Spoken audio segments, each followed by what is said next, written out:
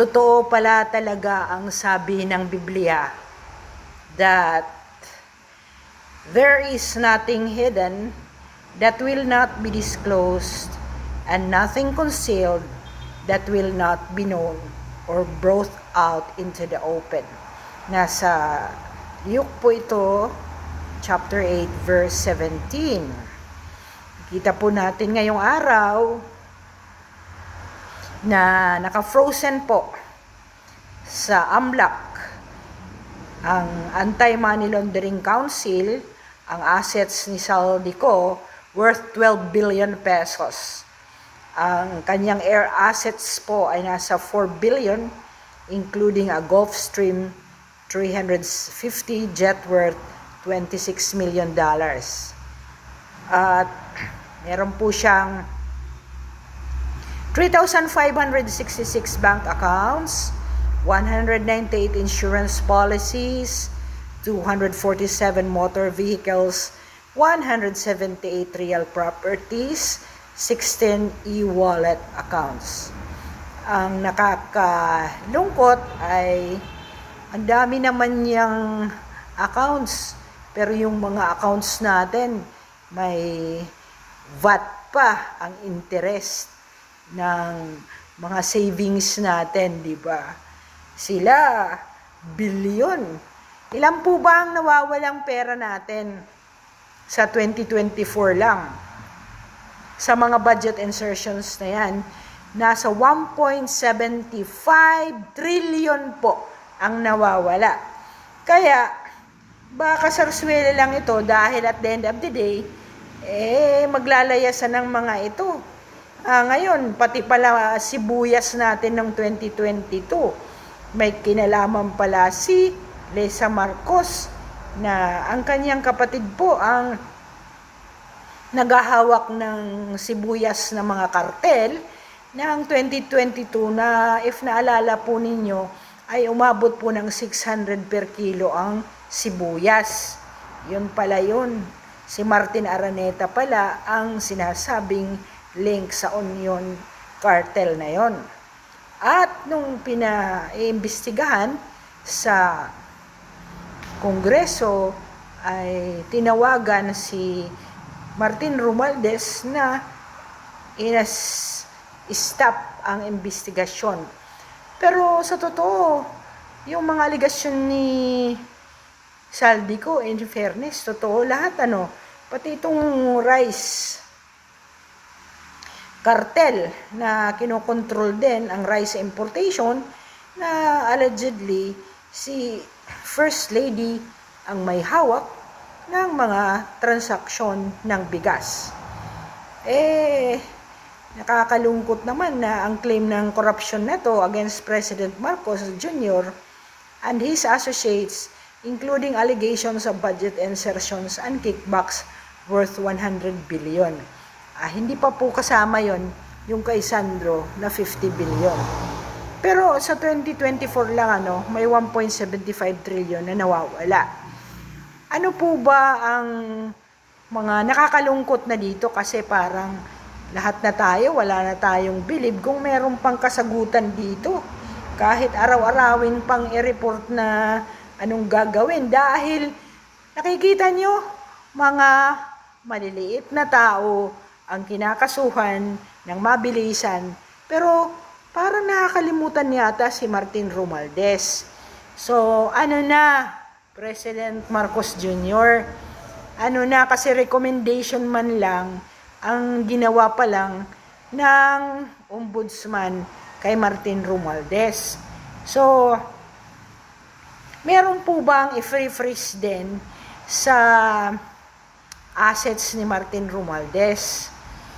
At ano po ba ang movement ninyo kay FPRRD dahil maghihiring na kung pwede bang umuwi ito sa Pilipinas? Wala ka pong ginagawa pa doon. Puro lang flood control. Ay dapat po ang coverage ay lahat na po. At gusto po namin ma-report din kung nasaan na po ang kapirahan na ginamitan ng nearly 30 tons na gold. Ano pong ginamitan doon? Ano po yung nangyari sa PDIC fund?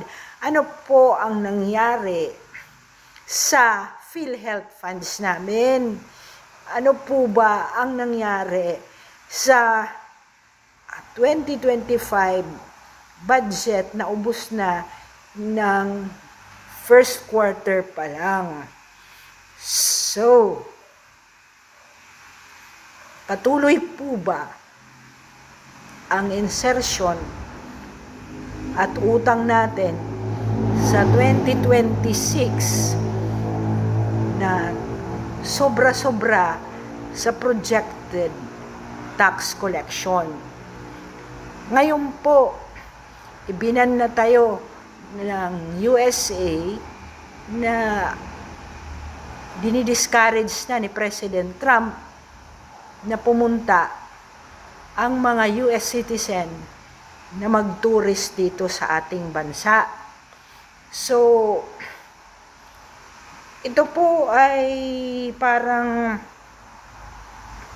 nakakalula na ang mga nauuna itong maliliit na tao sa DPWH. Of course, salamat din naman at yung maliliit na mga ito ay kinakasuhan. Kaya lang po, ito bang mga ito ay gagawa ng mga kabalbalan kung hindi po may mas malaking tao na nagmamando sa kanila na i-release ang mga to. So, ano po ba ang gagawin natin dito? At kahit po yung abogado ni Saldico ay nag-deny na siya ay nag-influence na ititigil ang video clips ni Saldi. So, anong gagawin? Hindi ba kailangan may kaso din dito sa abogado na to kung totoo? Bakit gumagawa na naman ng mga move para ma-stop ang mga movement natin? At mahal na Pangulo, sana kasi hindi naman totoo, ay magpa-hair follicle test na po kayo. Yun po ang hinihingi ng bayan. Wala na, parang wala nang mangyayari talaga sa ating lipunan at sa ating bayan. So, kailan po mapafailan ng kaso at kailan din ma-free freeze ang mga asset ni Martin Romualdez. At hindi lang po recommendation. Patuloy po kaming magmamasid sa Zarzuela.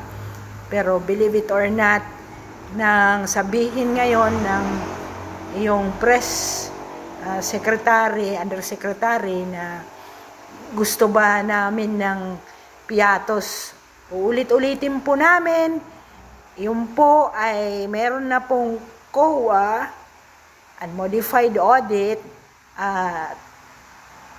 generally accepted auditing standards po ang batayan ng paggawa ng audit ng Commission on Audit kay Sara Duterte. Kaya wag niyo pong ililihis Miss Press Undersecretary yung totoo.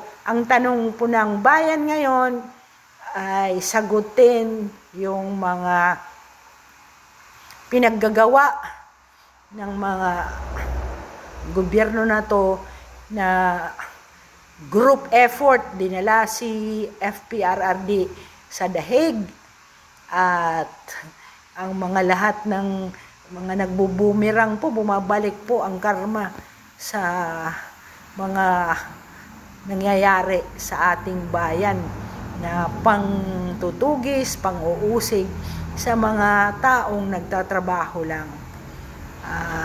Akala namin nag-resign na, yung pala nandiyan pa rin. Salamat po at sana mapakinggan ang hinaing na kailangan si Martin Romualdez ay makasuhan din. At kung wala namang ebidensya talaga, i-dismiss din lang. Diba? Sige po. Ang saya-saya. Araw-araw may sarswela.